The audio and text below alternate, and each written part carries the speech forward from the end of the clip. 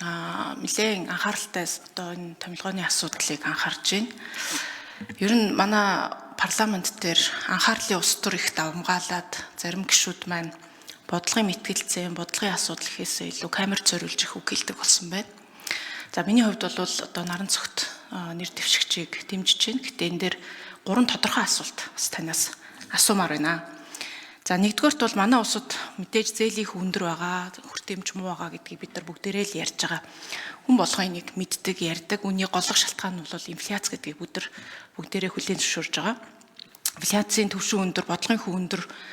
За яг хөө ингээд нөхцөл байдлаас болоод бодлогын хүн маань өндөр байна.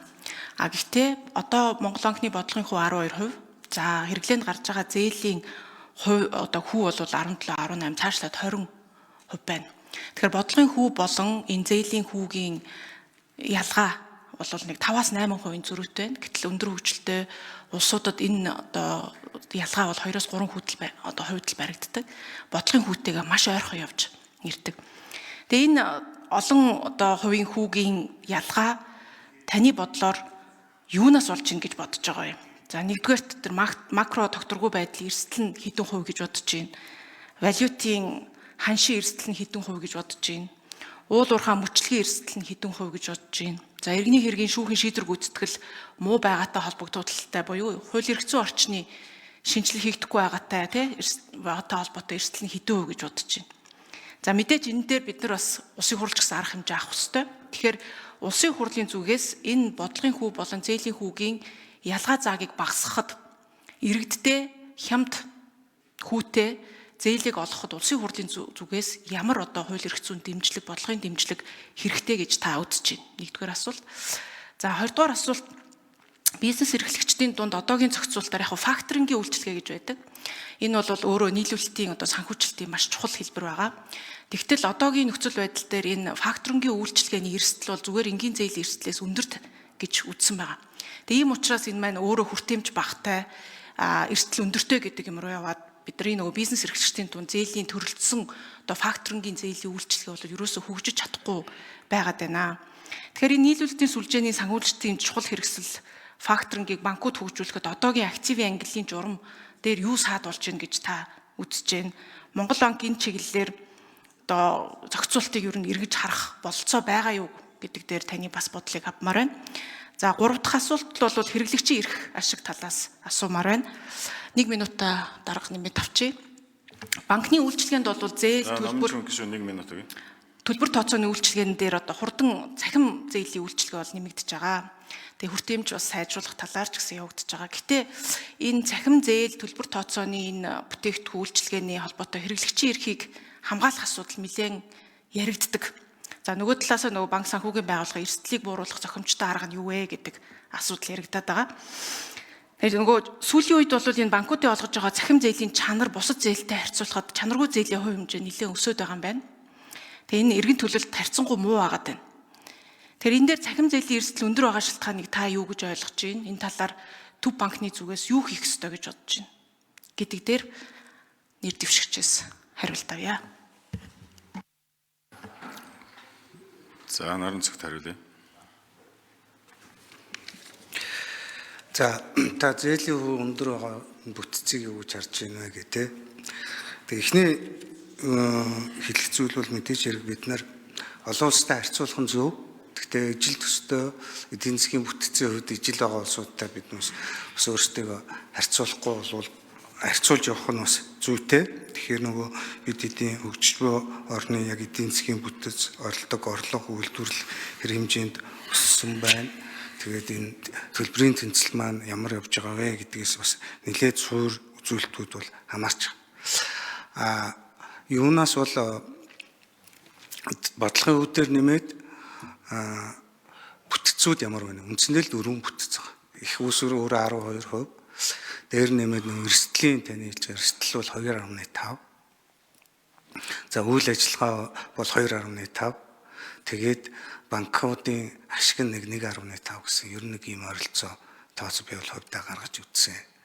Тэгэхээр эрх зүйн хувьд та ямар дэмжлэг хэрэгтэй байна вэ гэдэг бол улсын хурлаас энэ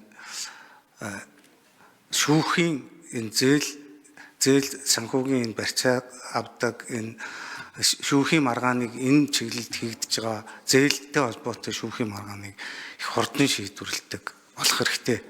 Турк энтергээ зарим улсуудад энэ ерөөсөө бараг цахим бүртгэл болсон юм бэл автоматар нөгөөд шийдэд явцдаг барьцаа орган. Нөгөө талдаа мэдээж их хэрэглэгч хохирох барах гэдэг асуудлууд давхар бах. Гэхдээ энэ дээр ингээд нухацтай хандаад Төв банкнаас бас гаргасан бэлдсэн тооцоо судалгаа бол би байгаа байх гэж бодож байна тийм ээ. Тэгэхээр энэ чиглэлд бол бид нар зайлшгүй ажиллаж иж энэ эрсдлийн зардал буурна. За үйл ажиллагааны зардлын хувьд бол бас түрүү би хэлжсэн өнгөрсөн жилтэй харьцуулахад банкны ашиг бол нэг 16 орчим хувиар буураад тэр юунаас болсон байна уу гэхээр хүний нөөцийн зардал нь бол 14 хувиар нэмэгдсэн байна. Энэ нь бол одоо банкуд маань бас үйл ажиллагааны зардалд шахагдж байгаа гэсэн үг. Тий. За тэгээд ашиг бол 1.5%. За ашиг ч гэсэн өнгөрсөн жилээсээ бол бас буурсан. Тэгээд манай гишүүдийн бас хэлээд байгаа нь тэр өөрийн хөрөнгөийг ашигтай харьцуулахаар өндөр байна гэдэг нь тэр нь бол бас үнэн байгаа. Өөрөөр хэлбэл өөрийн хөрөнгөө бас нэмэгдүүлэх шаардлага байна гэсэн үг. Тэр хэмжээгээр банкуудын эрсдлийг бууруулах. Зүгээр нийт гаргасан зээлтэйгээ харьцуулсан харьцаа нь болохоор бас олон улсын түвшинд очсон байна гэсэн үг. Зээл гараа тэрнтэй холбоотой үйл ажиллагааны бас тодорхой зардлууд гарч байна гэсэн үг. За цахимжиж байгаа хэрнээ ингээд бас хураамж банкуудын бас би нэгдсэн дата авч үзсэн. Тэгэхэд яалтчгүй бас үйл ажиллагааны тэр ашиг нэлээд том тэр хураамжийн зардал мардал дээр байлаа. Гэхдээ мэдээж бид нар асуудалд хандахтай ялангуяа Төв банк бол энэ банкуудтай өнөөдрийн гишүүдэд банкуудын үйл ажиллагаатай холбоотой нэлээдгүй зүйлүүд яригдлаа. За энийг бол одоо Төв банк хяналт шалгалтынхаа үүргийн хүрээнд яг бодиттой тогтоож хянаж шалгаж зохицуулалтынхаа үүргийг гүйцэтгэх хэрэгтэй.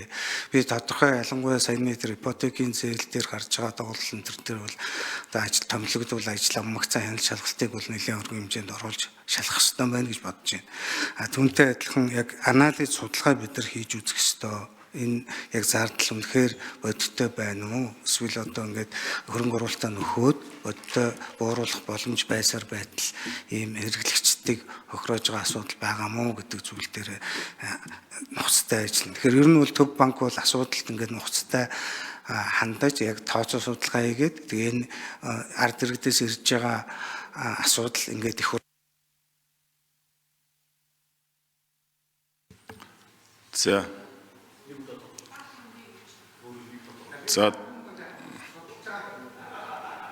За дахиад тодруулъя. Нэмж хөнгөшин. За яг уу улсын хурал дээр шүүхийн шийдвэр гүйцэтгэлийн тухай хуулийн шинжилсэн найруулга ороод ирсэн байгаа. Тэгээд дүн шинжилгээ хийгээд үзэхээр ер нь шүүхийн шийдвэр гүйцэтгэл хурдан түргэн шуурхай болсноор зээлийн хүү 2 хүртэл хувь буурах боломжтой гэсэн судалгаа нь бол гарсан байгаа. Тэгээ бусад мэдээж тэр хүчин зүйл буюу манай улсын уул уурхаагаас хэд хараат байдал, макро эдийн засгийн докторгүй байдал, таны хэлээд байгаа төлбөрийн тэнцэл гэдэг эдийн засгийн нөхцөл бол ийм өндөр хүүтэй байх нөлөөлж байгаа. Гэхдээ бид нар одоо хийж чадах өөртөөсөө хийж чадах боломжтой юм дээр бол анхаарад энэ иргэдтэй аж ахуйн нэгжүүдтэй хямд төсвөр их усвартэй хүү багтай зээл олгодог байх дээр анхаарах ёстой. Энэ цахим зээлтэй холбоотой асуудал дээр ер нь санхүүгийн хэрэглэгчийн эрх ашигыг хамгаалах тухай хуулийг бид нар бас нэг харахгүй бол хэрэглэгчийн эрх ашиг манай иргэний хуулийн суурь зохицуулалт дээр үнэхээр хэрэглэгчийн эрх ашигыг хамгаалсан одоо зохицуултууд их сул байдаг. Тэгээ ялангуяа одоо энэ 21-р зуун цахим хэрэглээ, цахим гэрээтэй холбоотой